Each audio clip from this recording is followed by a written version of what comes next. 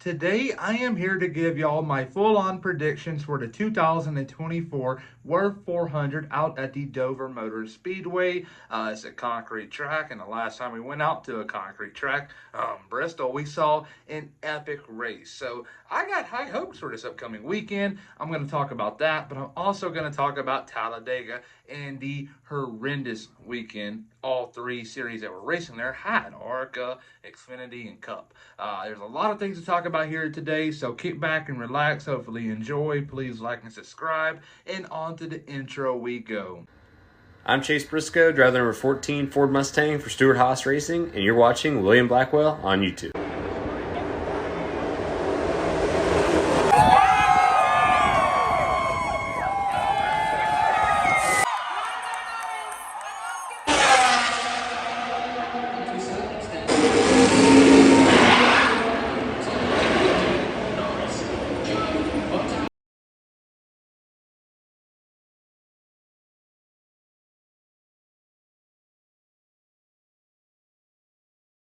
Before I start yapping about this upcoming weekend's race out at the Dover Motor Speedway, I want to talk about Talladega race weekend for a quick second, and here's why.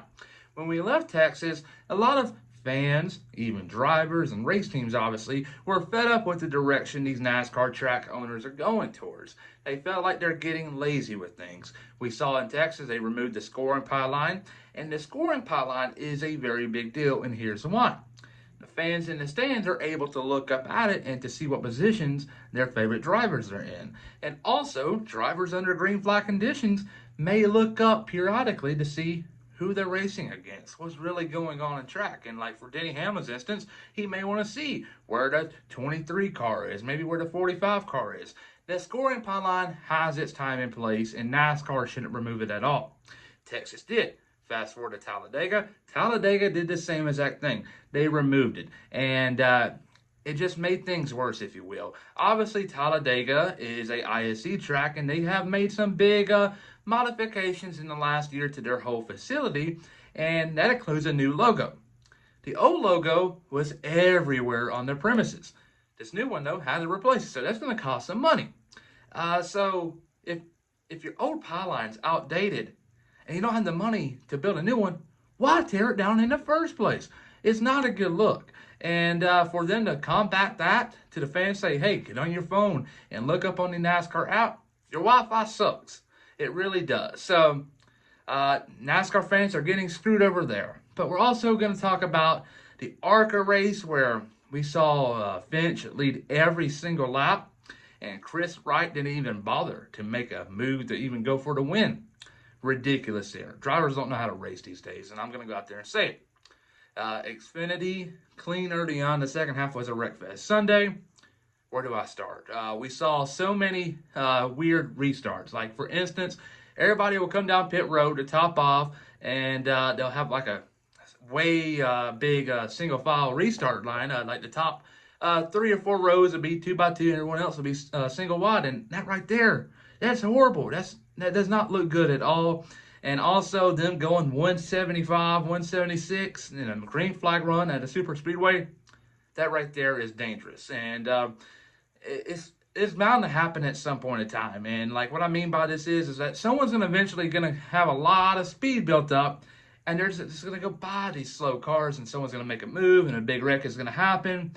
But NASCAR's got to do something about this. You should not be going 50% throttle on a green flag run at Talladega, Daytona, and even Atlanta. That's not right at all. And that kind of ruined the product today. But yeah, just a horrible race weekend in Talladega, in my opinion. And I do want to round out this conversation about Talladega about a video that was surfacing on the Twitter world out in Talladega Boulevard Saturday night. I saw it.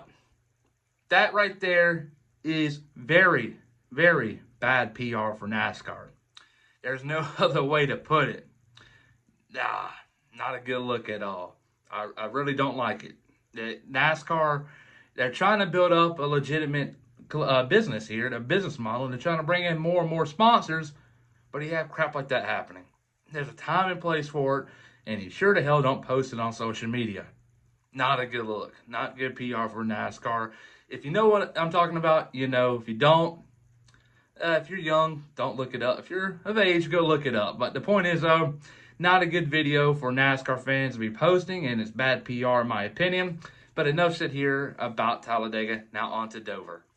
The race in Dover this upcoming weekend is going to be very exciting to watch, and here's why. The last time the NASCAR Cup Series went out to a track with concrete, we saw at the Bristol Motor Speedway, and the tire wear was insane. They were having to pit twice as often, and that right there just made the race 10 times more interesting. And I believe if Goodyear can nurse that tire up some more and to have it last a tad bit longer, not much longer, but it's just a tad bit longer, the racing product here in Dover is going to be second to none. Bristol was a step in the right direction. We saw the crap unfold in Richmond and Martinsville to follow it up, but those are asphalt tracks. We're going back to a concrete track, so fingers crossed for a good one. But I believe, though, the quick cars are also going to be the Toyotas of Martin Truex Jr., who I believe will go to victory lane for the first time this year. Probably should have won Richmond. Actually, should have. That caution at the end screwed him over, but Denny Hamlin went on to win that race, even though he jumped the line on the restart. Not many people are going to agree with me, but it's the truth. But yeah, Denny Hamlin, though, is going to have a nice day here, talking about the devil.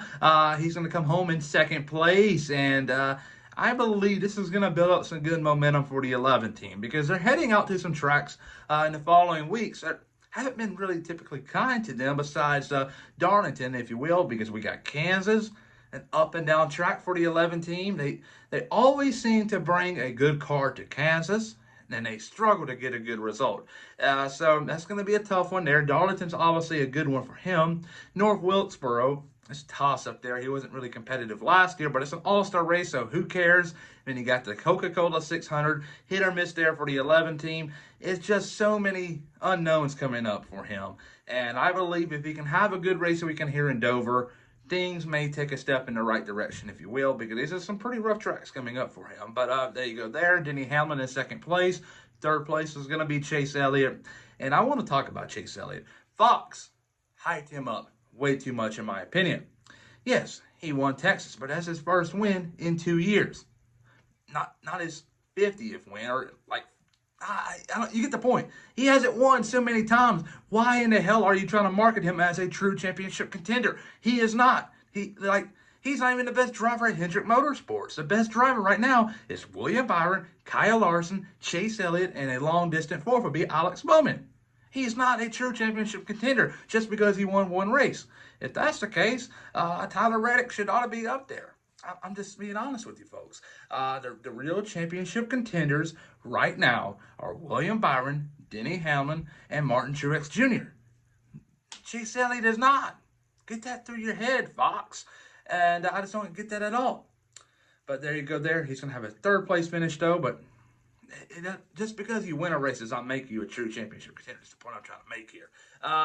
But though Daniel Suarez will come home in a good position, I believe he's going to be the big surprise of the race weekend. And Noah Gragson is going to be the big flop. Yeah, a lot of people are going to say, hey, Noah Gragson had his career best finish in Talladega. He got a P3. It was Reddick, Keselowski, and Gragson. Who cares? Who gives a damn about super speedway racing? Your results really don't mean much. If they did, Austin Cindric would be up there in the point standings. We saw what happened at the beginning of the year. We saw Austin Cindric start off great in Daytona, great in Atlanta, really competitive in both races, but as soon as they went to a real racetrack, what happened? He stunk it up.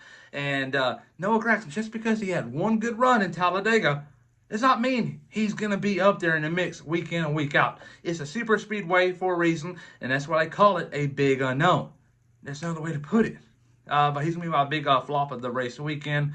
Yeah, just a rough track for him. You got Kansas coming up, the track where we saw last year him get sucker punched from Ross Chastain. Hopefully we see something like that in the near future, because NASCAR needs some good PR.